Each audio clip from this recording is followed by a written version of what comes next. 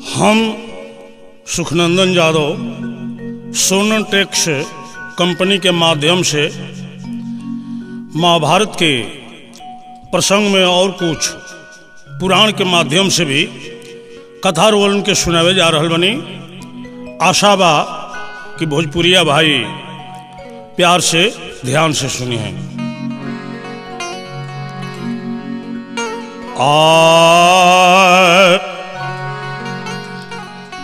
कृष्णं नारायणं वंदे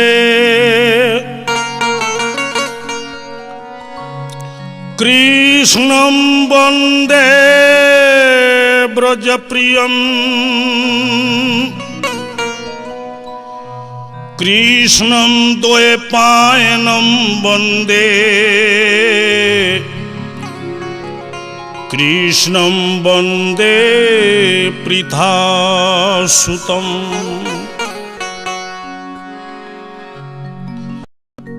अच्छा, ये संसार क्षणभंगुर बा। इस संसार में 84 लाख जोनी बा। 84 लाख जोनी में 80 लाख जोनी भोग विलास करे वाला जोनी है। 80 लाख जोनी में जीव जन्म ले ले, भोग विलास करके मर जले, दोसर हाल ना जाने ले। 4 लाख जोनी मनुष्य के है। मनुष्य के जोनी चेतन जोनी है। मनुष्य के अंदर चेतना होला। मनुष्य जाने ले जे का भला है, का बुरा है, का उत्तम है, का मध्यम है, का धर्म है, का अधर्म है। ये पूरा संसार के बाद एगो भगवानो होले, ई बात मनुष्य जानेला, कुकुर सियार भेड़ बकरी ना जाने। तो जब मनुष्य के जोनी में जन्म ले ले बानी तो भगवान के जाने के चाही, भगवान के माने के चाही। मनुष्य के जोनी में जन्म लेहला के बाद जे भगवान के ना जानल, भगवान के ना मानल, तो बुझी कि बिना सिंह बिना पोंछ वाला वो एगो पशु है। काहे कि गोसाई जी लिखले बनी कि बड़े भाग्य मानुष तन पावा,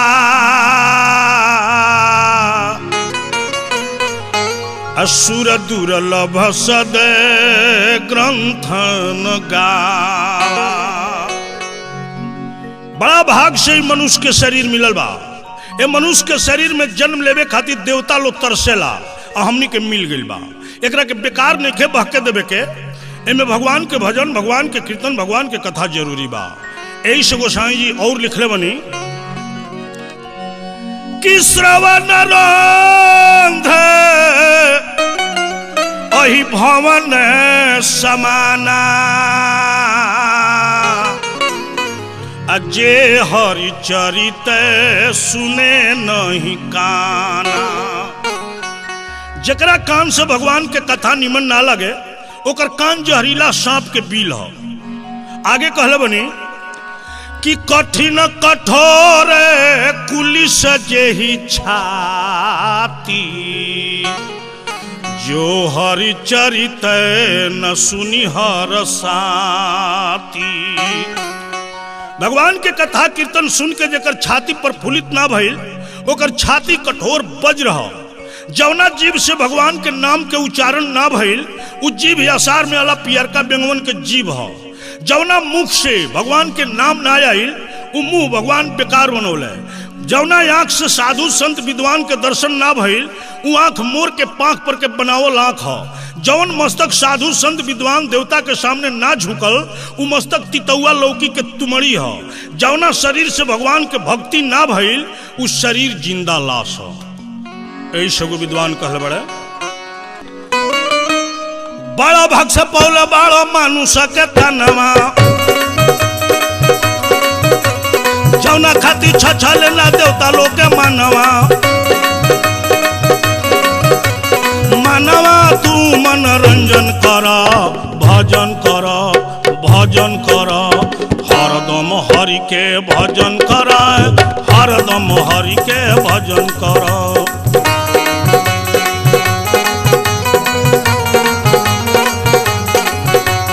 हरदम हरि के भजन कर, हरदम हरि के भजन कर।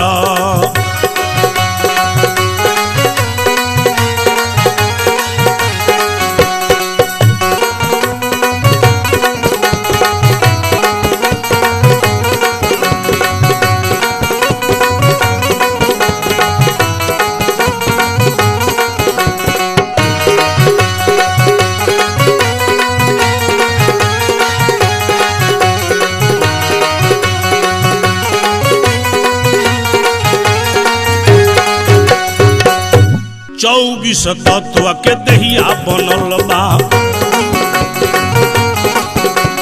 210 गो जोड़ लगल बा 24 तत्व के दहिया बनल बा 210 गो जोड़ लगल बा। इस शरीर 24 गो तत्व से बनल बा। एमे 5 गो महाभूत बा, शीत जल पावक गगन समीर।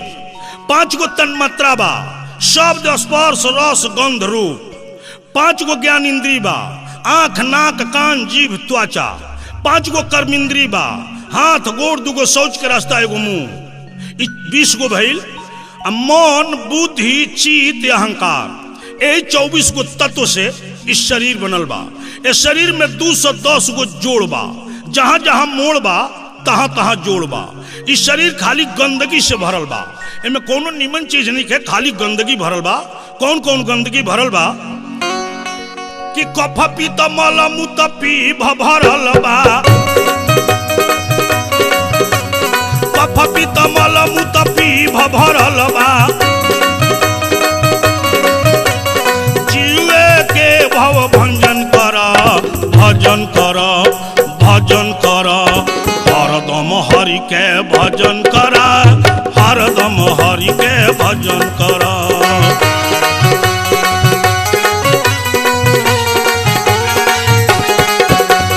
हरदम हरि के भजन कर, हरदम हरि के भजन कर।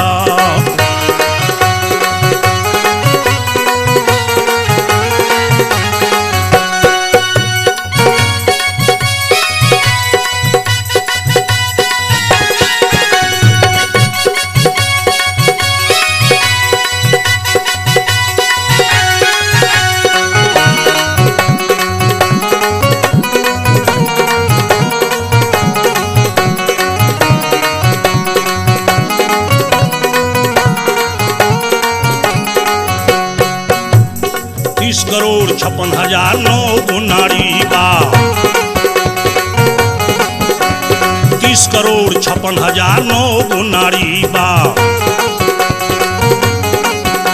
72 करोड़ रोआ बा, 18,000 हड्डी बा। 72 करोड़ रोआ बा, 18,000 हड्डी बा। इस शरीर में 3 खल के नाड़ी बा। पतई के रेशा ऐसा में 30 करोड़ नाड़ी बा। सेवई के आकार के में 56,000 नाड़ी बा। 9 गो प्रधान नाड़ी बा, जौन के नाटिका कहल जाला। एगो सुषुम्ना नाड़ी ऊपर मुंह बा। 72 करोड़ इस शरीर में रोआ के छेद बा। इस शरीर के में 18,000 हड्डी बा। इस शरीर के 2 गो स्वरूप होला, एगो व्यवहारिक शरीर, एगो परमार्थिक शरीर। व्यवहारिक शरीर खटिया पर सूता रहेला, अब परमार्थिक शरीर सपना में बगीचा घूमेला। जौन परमार्थिक शरीर सपना में बगीचा घूमेला, उनमें बड़ा मेही मेही सूक्ष्म हड्डी होला। आ जौन खटिया पर सूतल बा तो में 3 से 8 गो हड्डी रहेला। दोनों शरीर मिला देला पर शरीर में 18,000 हड्डी बा। इस शरीर में 18 गो अवगुण बा। 18 अवगुण इस शरीर से निकली ना तले इमे गुण समाई ना। एमे गुण समाई ना तले निमन बात बुझाई ना। निमन बात बुझाई ना तले सत्संग होई ना। सत्संग होई ना तले विवेक होई ना। विवेक होई ना तले बुद्धि आई ना। बुद्धि आई ना तले प्रतीत होई ना। प्रतीत होई ना तले भगवान में प्रीति होई ना। अब प्रीति होई ना तले जीव के मुक्ति होई ना। कौन कौन इस शरीर में अवगुण भरल बा? काम क्रोध मद मोह लोभ भरल बा। काम क्रोध मद मोह लोभ भरल बा। जीवे के नरक निकंदन कर, भजन कर, भजन कर। हरदम हरि के भजन कर, हरदम हरि के भजन कर।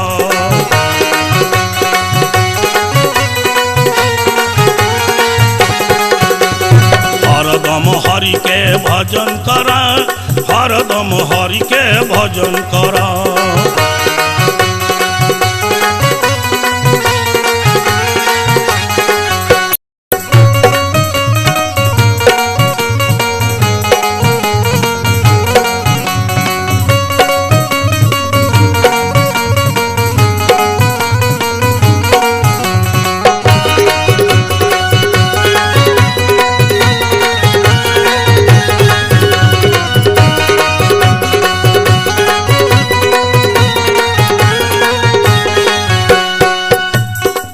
500 पेशिया बा 6 तह चांबा 7 गोया से 1 व्याम लांबा 6 पेशिया 7 चांबा 500 पेशिया बा 6 तह चांबा 7 गोया से 1 व्याम लांबा। इस शरीर में 500 पेशिया बा। मर्द के शरीर से औरत के शरीर में 27 गो पेशिया अधिक होला। 10 गो दोनों स्तन में, 10 गो गर्भाशय में और 7 गो जोनी में। 6 गो तह चमड़ा के होला, 7 गो आशय होला। मर्द के शरीर में 7 गो आशय होला, औरत के शरीर में 8 गो आशय होला। एगो गर्भाशय लोग के अधिका होला। 1 व्याम लंबाई शरीर बा। दोनों हाथ के फैलावला पर जितना लंबाई होला एकरा के 1 व्याम कहल जाला। सब लोग अपना अपना 1 व्याम लंबा होला। यही शरीर में ब्रह्म रूपी जीव आके अझुराइल बड़े। जले भगवान के भजन, भगवान के कीर्तन, भगवान के कथा ना होई तले जीव के एक गंदगी से छुटकारा ना होई। ऐसे कहल बा कि सुखानंदन दुख भंजन लख निरंजन, सुखानंदन दुख भंजन लख निरंजन, जीवे के अभिनंदन कर, भजन कर, भजन कर, हरदम हरि के भजन कर, हरदम हरि के भजन कर।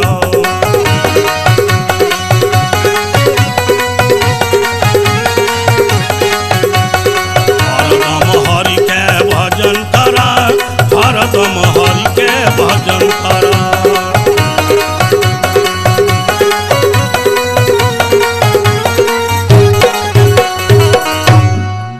अब चली कथा प्रसंग।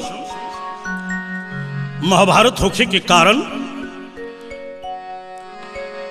द्वापर में बड़ी अत्याचार हो गई रहे। द्वापर में जब धरती पर भइल असुरन के अवतार, व्याकुल पाप के भार से धरती भइली लाचार। जब द्वापर में धरती पर असुर लोग के अवतार हो गई, अत्याचार बढ़ गई, पाप बढ़ गई, तब पाप के भार से धरती लाचार हो गई। चलली में दनिया धई के अरे गैया के बदनिया ब्रह्मलोकावा में, चलली में दनिया धई के गैया के बदनिया ब्रह्मलोकावा में, पापावा से होई के लाचार ब्रह्मलोकावा में, पापावा से होई,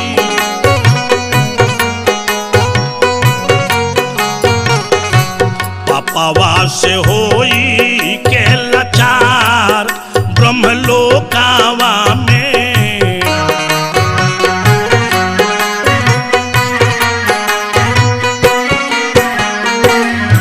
रोवेली धरनिया झई के ब्रह्मा के चरनिया ब्रह्मलोकावा में,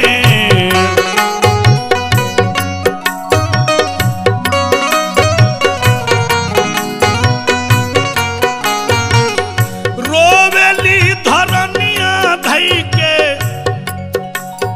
ब्रह्मा के चरनिया ब्रह्मलोकावा में।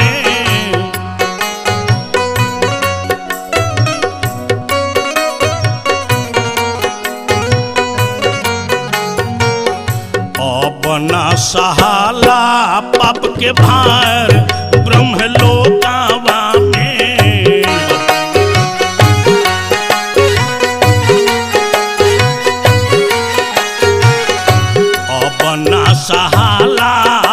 के भार ब्रह्मलोकावा में अपना सा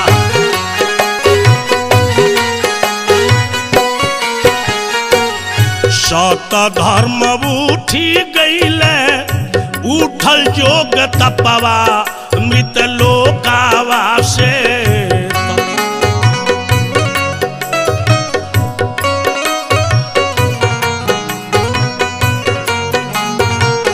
सत धर्म उठी गईले उठल जोग तपवा मृत लोकावा से चारू ओरिया होला अत्याचार मृत लोकावा में चारू ओरिया होला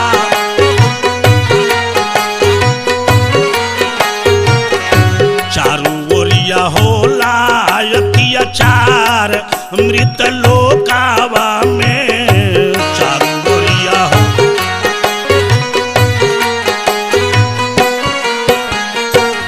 सुख नंदन दुख भंजन गंजन ना सहाला मृत लोकावा में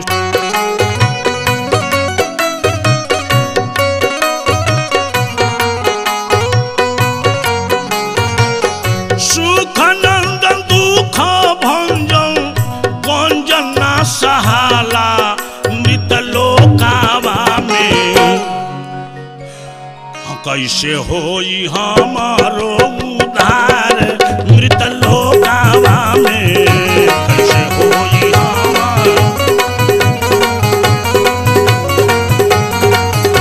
कैसे होई हमारो उद्धार मृत लोकावा में कैसे होई हमारो उद्धार।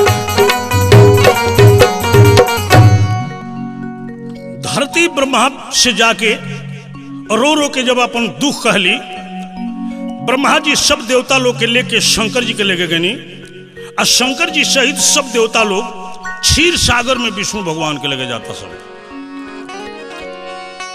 तब ब्रह्मा रुद्र इंद्र सब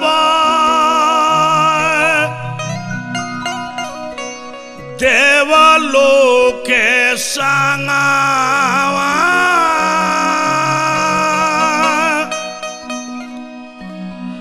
आइल बालो विष्णु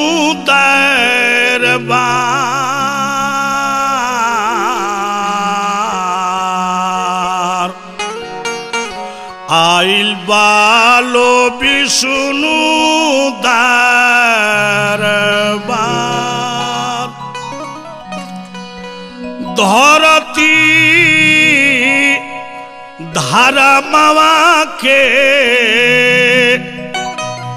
दुख से दुखित होके हरि जी से करेले पुकार कि हाय हाय दीनानाथ चरण में झुकौनी माथ हरि प्रभु धरती के भार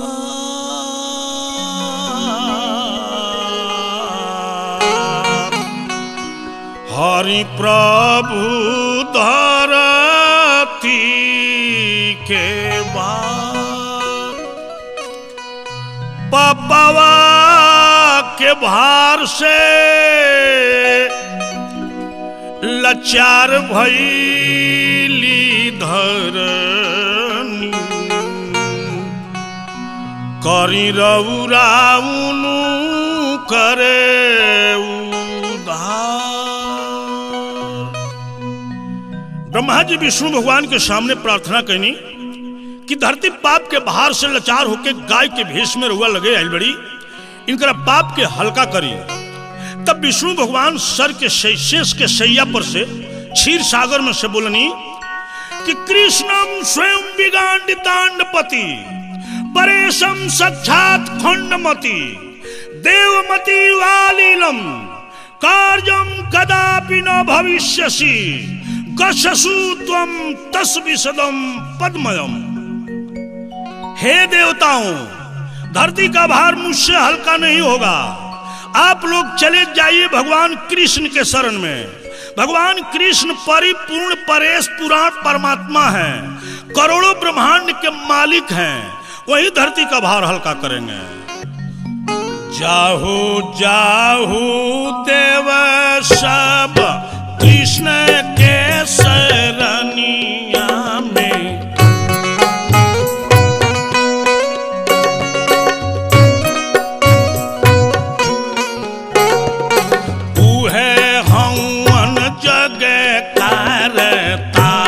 जग गोसाइया।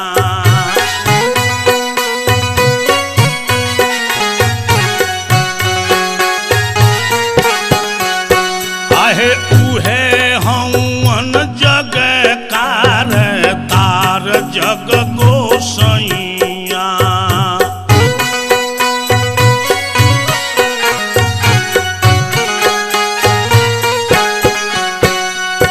कोटिन ब्रह्मांड उनका अंग अंग में अटकल बा।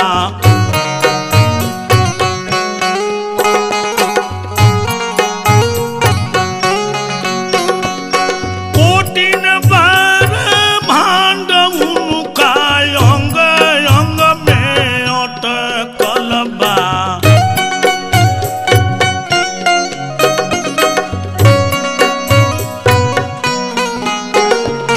कोटिन ब्रह्मा विष्णु त्रिपुरारि जग गोसाइया।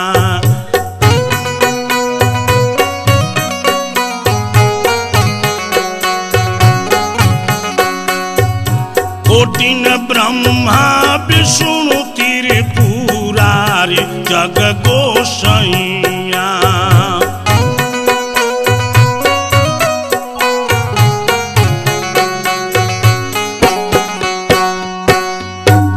हे देवताओं, भगवान कृष्ण परे पुराण परेश परमात्मा है। करोड़ों ब्रह्मा, करोड़ों विष्णु, करोड़ों शिव को पैदा करते हैं। कृषि सर्ववचनम नौकारो बीज में उचौ स कृष्ण सर्वश्रेष्ठा आदो शिक्षिक नेवच। कृषि माने सर्व, अणो माने बीज, जो सभी महाभूतों का बीज हैं वही श्री कृष्ण है। उस कृष्ण के पास आप लोग जाइए, वही धरती का भार हल्का करेंगे। विष्णु भगवान के बात सुन के ब्रह्मा जी आश्चर्य में पड़ गई और कहनी विष्णु भगवान से कि हे भगवान, कहाँ बाड़ कृष्ण कन्हैया आ कहाँ उनकर धाम। तो कहाँ बाड़ कृष्ण कन्हैया कहाँ उनकर धाम।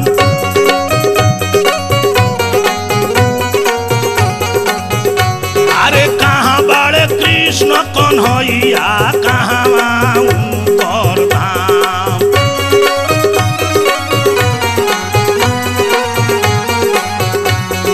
कतहु न देखनिए हरि जी कृष्ण जी के हो धाम। कतहु न,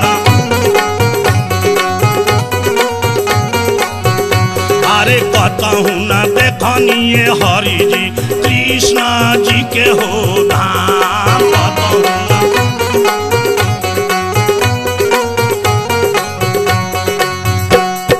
रौरे तना भी कमल से जन्म हो हमार।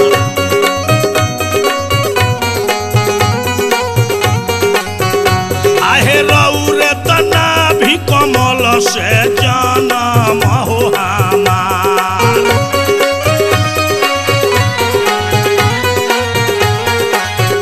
आहे रौरे के बुझिले हरि जी पुरुष हो पूरा।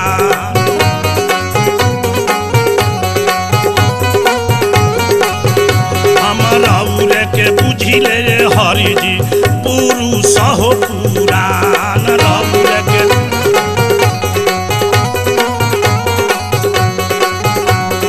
हम ही रचनी तीनू लोकावा 14 गो भुवन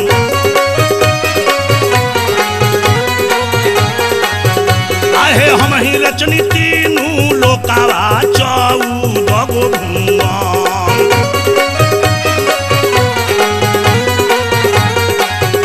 आहे कतहु न देखनिए हरि जी कृष्ण हवन कवन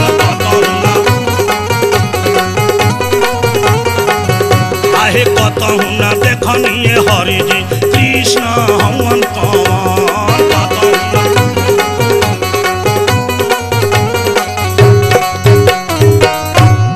ब्रह्मा जी विष्णु भगवान से कहने की हे भगवान रौरे नाभि से कमल फूलल वही कमल में हमार जन्म भई हम रौरे के पुराण परेश परमात्मा जानी ले हम ना आज तक ले कोनो कृष्ण के नाम सुन ले बनी और न कृष्ण के देख ले बनी हमरे बनावली ब्रह्मांड हो ये ब्रह्मांड के अंदर 14 गो भुवन हम ही बनौले बनी धरती के नीचे 7 गो तल अतल बीतल सुतल नीतल तलातल रसातल पताल हमरे बनावल हो ये धरती के ऊपर 7 गो लोक भूर लोक भुवर लोक स्वर लोक जन लोक सत लोक तप लोक मोह लोक हमरे बनावल हो ना कोनो तल में हम कृष्ण के देखले बनी ना कोनो लोक में हम कृष्ण के देखले बनी आज रुआ हमरे के कृष्ण की हम भेजतनी वो कृष्ण के हमन आ कहाँ रहेले हमनी के उनका के जानत नहीं खिसन विष्णु भगवान कहनी कि अगर वो लोग कृष्ण के नहीं देखले और नहीं जानत तो हम चलतनी हमरा संगे वो चली और चल के देखी लोग कृष्ण के आगे आगे विष्णु भगवान पीछे से सब देवता लोग बड़ा आश्चर्यचकित होकर चलल कि सबका ले बड़का भगवान विष्णु हवन और विष्णुओं ले बड़का कृष्ण के हवन ये देखे खातिर विष्णु के पीछे चल दिया लोग बलि राजा के जग में बामन भगवान 3 डेग में धरती आकाश नपले रहले आकाश नापे खातिर बाया गोड़ उठौले रहले बाया गोड़ के अंगूठा जाके ब्रह्मांड में ठेक गई रहे अंगूठा के चोट से ब्रह्मांड फाट गई रहे वो ब्रह्मांड में छेद हो गई रहे वही छेद मुँह है विष्णु भगवान एकाएक सब देवता लोग के ये ब्रह्मांड से बाहर निकाल दिले आ लेके चल गए गोलोक धाम के गेट पर जब गोलोक धाम के गेट पर गए लोग तो सब देवता लोग वहां का देखल कि गोलोक धाम के गेटवा पर रहली आर गोपी दारवान देवता लो से पूछे लगली जय हो संत महाराज तो देवता लो से पूछे लगली अपातावा होठे कान देवता लो से पूछे लगली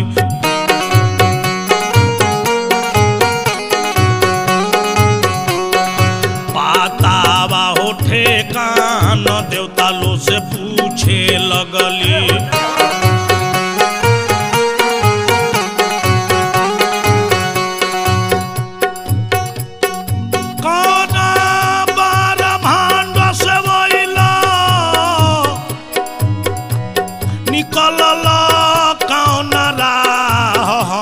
बताव अपना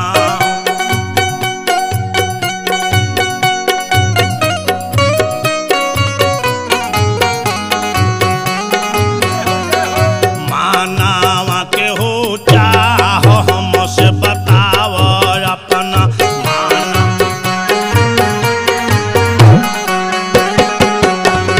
मानावा के हो चाह हमसे बताव अपना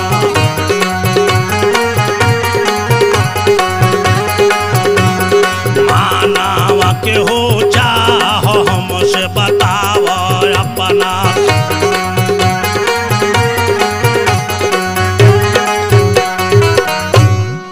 गोलोक धाम के गेट पर एगो सतचंद्रना नाम के गोपी बेत के छड़ी लेके दरवानी करत रहली सब देवता लोग के जब दुआरी पर देखली तब पूछली रउआ लोग कौना ब्रह्मांड से आइल बनी और ब्रह्मांड में से कौना मुहे निकलल बनी लोगिन आ कहाँ जाए लोगिन और लोगिन के मन में का इच्छा बा ब्रह्मा जी ग्वालिन के बात सुन के और आश्चर्यचकित हो गए मन में विचार करते रहे कि दही बेचे वाली ग्वालिन ई चिन्हत देखे जो हमरा 4 गो मुंह बा, हम सृष्टिकर्ता ब्रह्मा हई।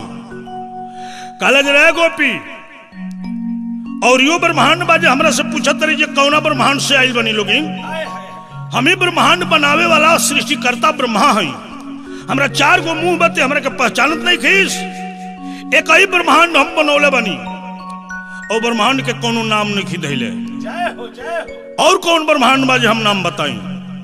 गोपी बड़ा जोर से हंसलस, कहल जो तू ब्रह्मा हुआ, अब ब्रह्मांड तू ही बनावे लो, आ तोहरे ब्रह्मांड बनावल ब्रह्मांड हो, तो तनी पीछे फिर के तक बोलो।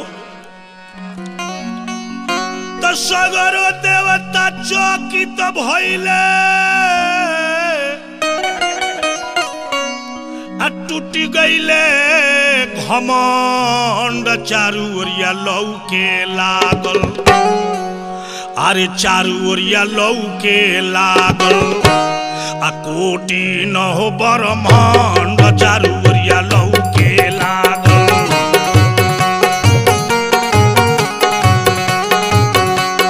कोटि न हो ब्रह्मांड, चारू ओरिया लौके लागल।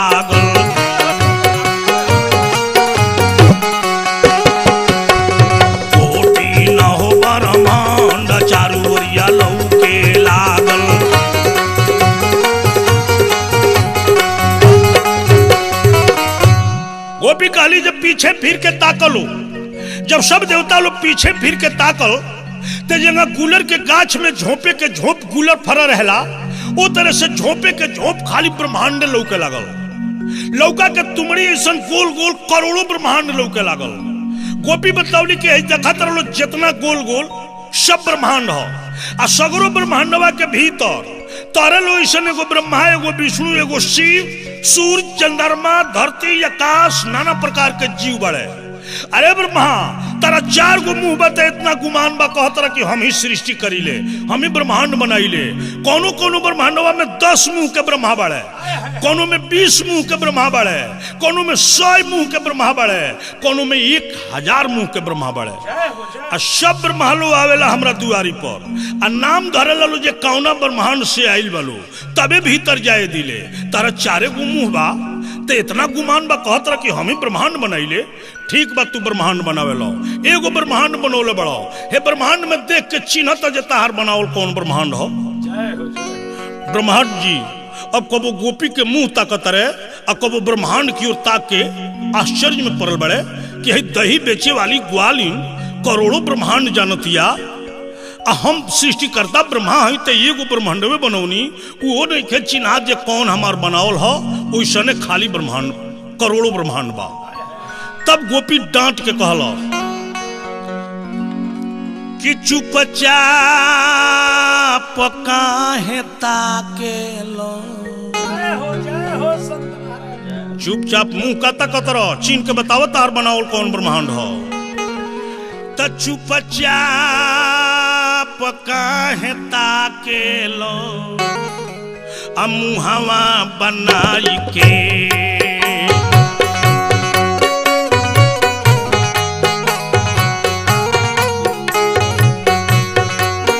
चुपचाप काहे ताकेलो, मुहावा बनाई के।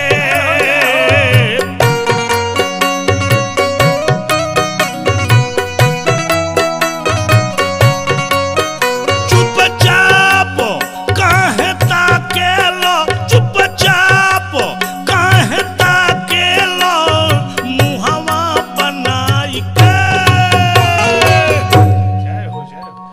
कहावा से हवा आ गईलो, अरे कहावा से हवा आ गईलो, रहिया भुलाई के।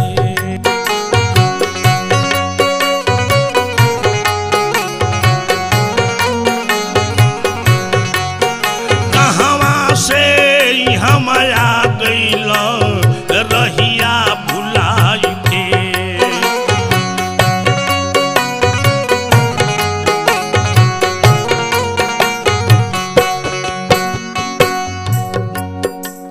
बताना बाट दहरा अपना नाव गाँव के,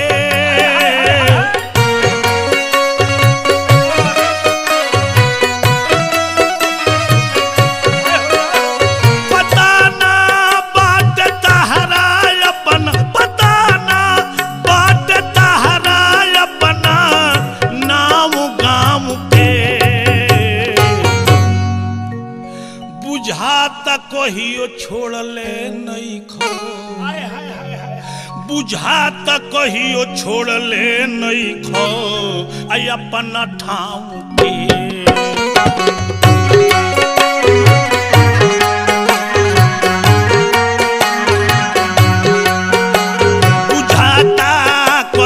छोड़ले नहीं खो अपना ठाम के।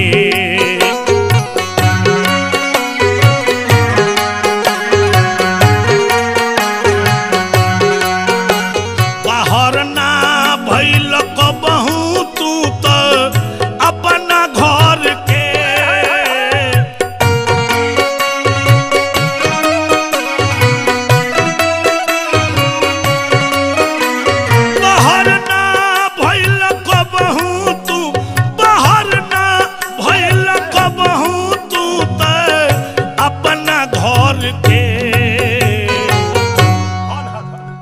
बुझेला तने बुझेला, अब कहाँ से बेसी बुझिए।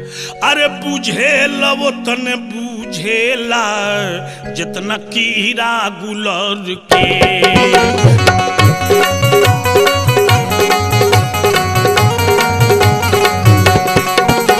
बुझेला तने बुझेला जितना कीड़ा गुलर के।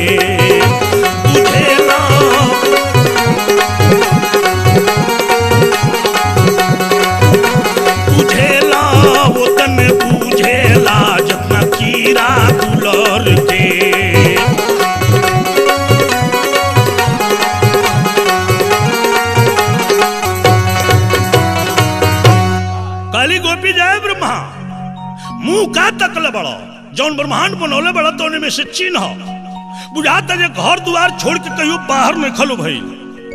गुलर के फर के भीतर के कीड़ा बुझला कि इतने में दुनिया बा, वे दासा तारा लो के बा कब बाहर निकलो भई ब्रह्मांड से। कहाँ जेबो लो इहो पता नहीं खे, कौना ब्रह्मांड में रहलो लो इहो पता नहीं खे। विष्णु भगवान बुझ गए नी कि ब्रह्मा के अहंकार रहल कि हम ही ब्रह्मांड बनाई ले, हम ही सृष्टि करता हई। आज ग्वालिन के द्वारा इनकर अहंकार टूट गई। ऐसे विष्णु भगवान आगे बढ़नी आ कहनी कि हे गोपी हमनी का गर्भ चेषित ब्रह्मांड से बाहर निकलल बनी सन। जौना ब्रह्मांड में त्रिविक्रम रूप धारण करके भगवान वामन धरती आकाश नपले रहले, आकाश नापे के बेरा बाया गोड़ आकाश में उठौले रहले, बाया गोड़ के अंगूठा के चोट से ब्रह्मांड फाट गई। वो ब्रह्मांड के बीबल द्वारा ये सब देवता लोग के हम बाहर निकलले बनी। अलिया जातनी गोलोक धाम के अंदर भगवान कृष्ण से दर्शन करावे खातिर। जय हो जय हो। गोपी हंसली कहली के ओ ये लोग के दल में एगो तू ही घूमल फिरल बाड़ा, बाकी ये सब लोग धाराऊ हो पर्व त्योहार में निकलेला। यही जो दुआरी पर रुकलो हम भगवान से आदेश लेके आवतनी, आदेश हुई तो भीतर जाइ हलो। गोपी गईल आ फिर भीतर से बाहर आई, कहलस कि भगवान के आदेश भइल बा तारा लोग अंदर चला भगवान के शरण में। आगे आगे गोपी चलत रही, अब पीछे से सब देवता लोग जब वो गोलोक धाम के अंदर प्रवेश कैलो तो वो लोग के महसूस होखे लागल जे में हमनियों ले बड़का केहू